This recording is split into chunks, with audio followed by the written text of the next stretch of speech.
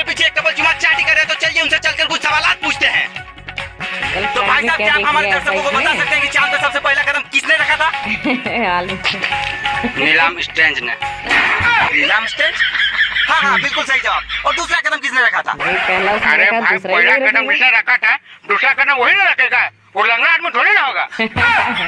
Auto जैसा बात करते हैं। वैसे ये कौन है आपकी गर्लफ्रेंड? गर्लफ्रेंड है हमारी। तो आपने इसमें ऐसा क्या देखा जो आप इससे प्यार कर बैठे?